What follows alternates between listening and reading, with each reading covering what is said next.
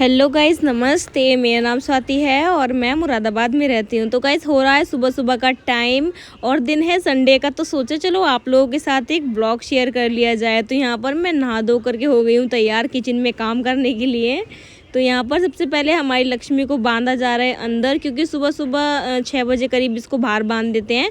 क्योंकि सुबह सुबह की जो हवा होती है ना, वो बहुत ज़्यादा अच्छी होती है। तो इसलिए घर में नहीं रखते इसे, हम सुबह सुबह पापा बाहर बाहर बांध देते हैं ताकि आराम से ये बाहर बंधी रहे। और जैसे चुल्लू वगैरह हमारी और भी गायें हैं जानकी वगैरह से, और अच्छे से पहचान सकें। तो ये देखो, ये अपने आप घर में आई। नाना ने बस छोड़ दिया था इसको, ये अपने आप आकर के मेरे पास रुकी हुई है हमारी जानकी। तो अभी जानकी को नाना ने खोल दिया है ताकि आराम से घूम ले। तो यहाँ पर अब हमने इसको बांध दिया है लक्ष्मी को। नाना इसको पिला रहे हैं दूध, और इसको ना नाना ने थोड़ी सी ना रोटी को ना दूध में भिगो दिया था पहले, गर्म दूध में, फिर ठंडा करके उसको खिला रहे हैं। थोड़ी बहुत खा रही थी, फिर नाना ने इसको खिलाया नहीं कि गले में न अटक जाए इतने। तो यहाँ पर ना आलू उबाल लिए हैं नहाने से पहले ही।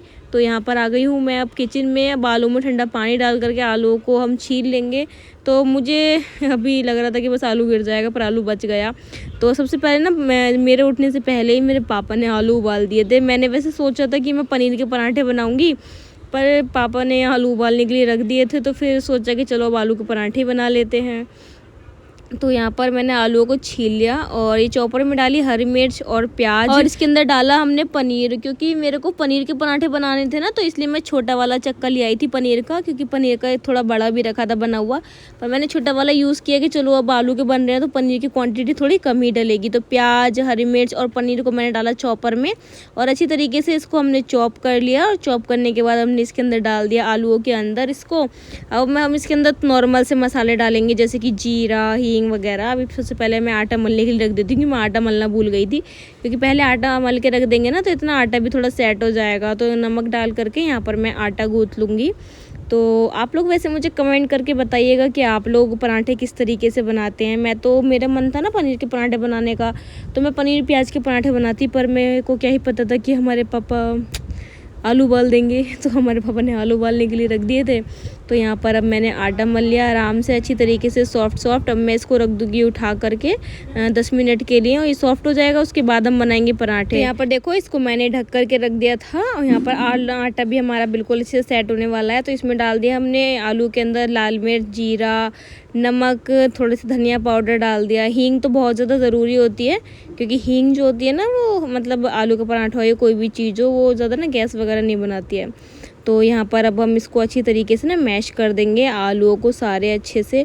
मेरे पास ना तो कसूरी मेथी मुझे मिली, मतलब पता नहीं मैंने कहाँ ही रख दी थी, और धनिया भी नहीं था। तो सोचा ऐसे ही बना लेते हैं, अब क्या ही ताम झाम करने।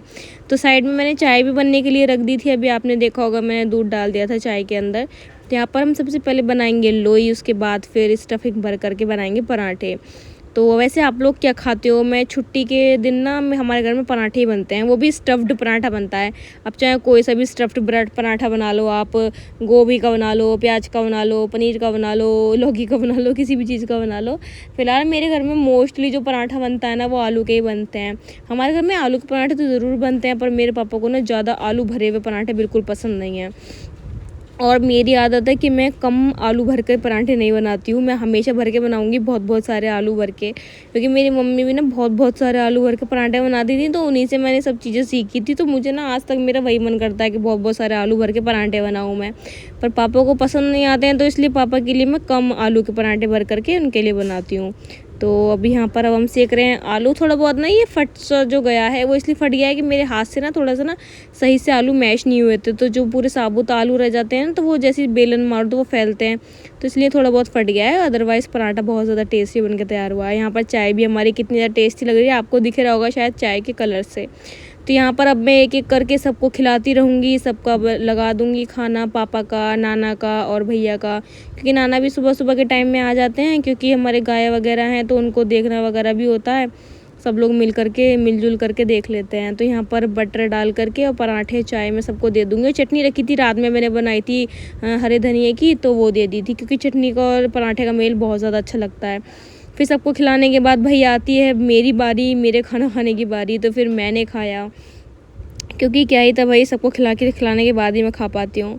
फिर दोपहर के टाइम में ना बहन ने काट लिया था ये मस्क मेलन, तो फिर ये खाया हमने खरबूजा, क्योंकि अब काट के ले आई थी तो फिर मैंने खा लिया। वैसे मैं खाती नहीं हूँ कभी भी अपने आप से, कभी भी काट के नहीं खाऊंगी, दूसरे अगर कोई काट के दे देगा तो ज़रूर खा लूँगी। मैं यहाँ पर खा रहे थे बहन और मेरे नाना आराम से, तो इसने मेरे को भी दे दिया कि ले पकड़ तू भी खा ले, तो चलो मैंने भी खा लिया था यहाँ पर। तो बस यही है हमारा पूरा दिन, अभी आप लोगों को दिखाएंगे और रात तक मैंने क्या क्या काम किया शुरुआत से लेके। संडे में ही मैं कहीं घूमने ही नहीं जा पाई। फिर शाम में ना मैंने सोचा चलो यार अब कुछ ना, मतलब मेरा कुछ खाने का मन था, जैसे बाहर से समोसे वगैरह ले आओ, तो फिर सोचा यार बाहर के सड़े हुए तेल से तो अच्छा है कि घर में मैं कुछ भून के खा लूँ।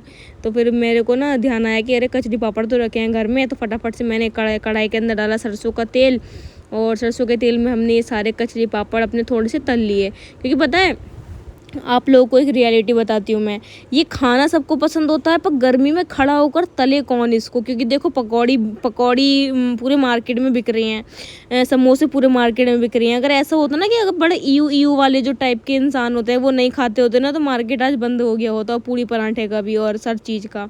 तो ऐसा कुछ नहीं है, इंसान करना नहीं चाहता किचन में खड़े होकर इस तरीके का कोई भी काम, तो इसलिए खाता नहीं। तो यहाँ पर मैंने नाना को दे दिया बेसन का लड्डू, कचरी पापड़ और चाय। और यहाँ पर ले आई हूँ मैं अपने लिए चाय, तो लड्डू मैंने ही बनाए थे। तो अगर आप लोगों को लड्डू की रेसिपी देखनी है, बेसन के लड्डू मैंने बनाए थे देसी घी के साथ।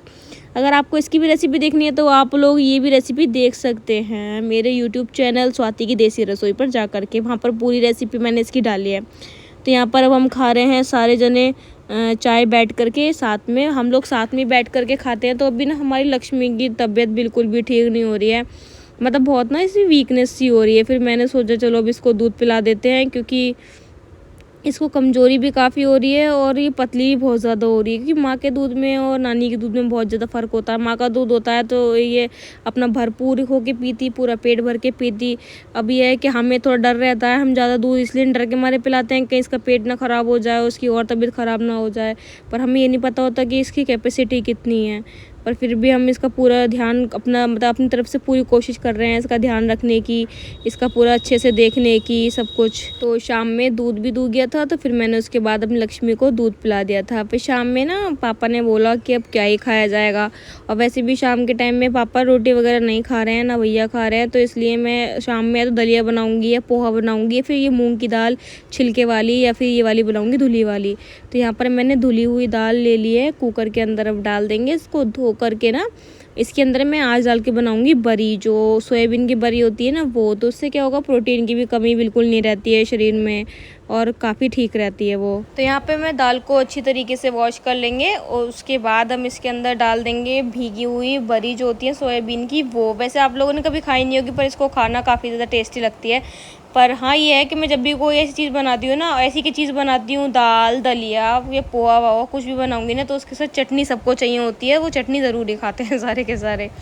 तो यहाँ पर मैंने दाल के अंदर नॉर्मल से मसाले डाल दिए हैं, हल्दी मिर्च नमक और थोड़ा सा तेल। तेल डालना इसलिए ज़रूरी होता है कुकर के अंदर कोई भी चीज़ बनाओ, ताकि ये तेल जो है वो बाहर ना निकले। तो यहाँ पर इसके लिए लेकर आए थे पापा मोमोज़, जो कि ये खा रही है अब मेयोनीज़ के साथ और चटनी के साथ खाएगी, और एक दो मैंने भी खा लिए थे। तो यहाँ पर अब हम खाने जा रहे हैं थोड़े से मोमोज़। सिर्फ मैंने 2 खाए थे, बाकी सभी इस लड़की ने खाए थे जो मेरे सामने बैठी है। तो इसके खाने के बाद भूख तो बहुत मुश्किल था कि लगे, और अभी आप एंड में देखना कि हमने फिर भी क्या क्या खा लिया था रात तक। तो ये जो आप पूरा व्लॉग देख रहे हो ना, ये मेरा पूरा संडे का व्लॉग है कि हमने क्या खाया क्या नहीं खाया। बस दाल बनाई है पापा और भैया के लिए, क्योंकि हम नहीं खाएंगे बिल्कुल भी। तो यहाँ पर मैंने सबसे पहले देसी घी के साथ दाल को छौंका, जीरा और हींग डाल करके। ये दाल बहुत ज़्यादा हेल्दी होती है, आराम से कोई भी इसको खा सकता है। तो इससे पहले डॉक्टर प्रेफर करे तो डॉक्टर से पहले आप ही खा लो तो ज़्यादा बेटर रहता है। तो इसलिए आप लोग भी ना थोड़ा सा अनहेल्दी खाने के साथ साथ हेल्दी भी खाना खा लिया करो। तो यहाँ पर देखो इस तरीके से मैंने दाल बनाई थी। पहले मैंने ना एक दिन पहले पतली बना दी थी, तो बोला था कि पतली दाल बना दी, तो इसलिए मैंने आज कुछ ज़्यादा ही गाढ़ी बना दी। तो आप लोगों को मैंने बताया था ना कि चटनी ज़रूर चाहिए अगर इस तरीके की कोई भी, मतलब थोड़ी सी टेस्ट में कम वाली चीज़ बनती है। तो यहाँ पर मैं बना रही हूँ लहसुन की चटनी, लहसुन और टमाटर की चटनी, जिसके लिए मैंने लहसुन टमाटर और जीरा नमक और लाल मिर्च डाल करके इसको पीस दिया है। तो यहाँ पर मैं सब मिक्सी को साफ़ करके रखूँगी, क्योंकि अगर मिक्सी को ऐसे छोड़ दो तो फिर मिक्सी पे ना दाग वगैरह पड़ जाते हैं, तो ये मतलब आसानी से छूटते नहीं हैं। तो इसको अब हम रख देंगे उठा करके और साइड में निकाल लेंगे। चटनी तो आप लोग बोलते हो, मेरे पास बहुत सारे कमेंट आते हैं इंस्टा पर भी कि दीदी आप चटनी को साग की तरह क्यों खाते हो। तो हम सर चटनी को साग की तरह इसलिए खाते हैं क्योंकि हम चटनी के अंदर ना मिर्च जो होती है वो मैं बहुत कम क्वांटिटी में डालती हूँ और लहसुन ज़्यादा डालूंगी। अगर पुदीने की बनाऊंगी तो पुदीना ज़्यादा होगा उसमें।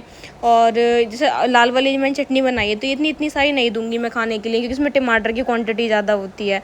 और अगर मैं ये बनाऊंगी ना, या तो धनिए की बनाऊंगी, पुदीने की बनाऊंगी, तो उसमें क्वांटिटी में ज़्यादा रखती हूँ, मिर्च की कम रखती हूँ और लहसुन की और उसकी जो धनिया पुदीने की क्वांटिटी ज़्यादा रखती हूँ। तो यहाँ पर देखो मैंने लगा दिया है सबका खाना। तो यहाँ पर अब हम दे देंगे दाल में घी डाल करके, और यहाँ पर दे दिया है मैंने चटनी रख दी है इसके अंदर, थाली के अंदर लगा दिया है सबका खाना। तो बस यही था हमारा पूरा डे संडे का, कि हमने क्या खाया क्या क्या नहीं करा। मेरे तो खैर पूरा टाइम ही मोस्टली मेरा किचन में ही बीत जाता है। तो यहाँ पर हमारा बीत गया है किचन में टाइम। तो सबका काम निपटाने के बाद घर का फिर मैंने अपनी वीडियो शूट करी थी, जो कि मेरे स्वाति की देसी रसोई चैनल के लिए की थी। मैंने पनीर भुर्जी बनाई थी, इसमें पाव भाजी मसाला डाल करके बनाई थी, जो बिल्कुल पाव भाजी की तरह लग रही थी। वो पाव सेके थे मैंने, मसाला पाव बनाए थे इस तरीके से। तो अगर आपको इसकी भी देखनी है अगर रेसिपी, तो आप वो भी जाकर मेरे स्वाति की देसी रसोई चैनल पर देख सकते हो। बहन ने बनाई थी काली दाल की खिचड़ी, जो कि उसको बहुत ज़्यादा अच्छी लगती है, इसलिए उसने बनाई थी। तो लेट नाइट हमने खाना खाया था। तो अब फटाफट से आप लोग मुझे कमेंट करके बताओ कि आप लोगों को मेरा ये संडे स्पेशल ब्लॉग कैसा लगा है। बस पूरे दिन काम का था, बस पूरे दिन काम करना, खाना और सबको खिलाना। ऐसा नहीं है मैं बना रही हूँ तो खुद ही ठूस रही हूँ या खुद ही खा रही हूँ, सबको खिलाती हूँ, सबको मज़े दिलाती हूँ खाना खिला करके। तो यहाँ पर अब हमने खाया था, काफ़ी लेट हो गया था हमें खाना खाने में। अब आप लोग फटाफट से मुझे कमेंट करके बता दो कि इतनी ज़्यादा मेहनत का मेरा ये ब्लॉग आप लोगों को कैसा लगा है। जल्दी जल्दी कमेंट करके बताओ अब।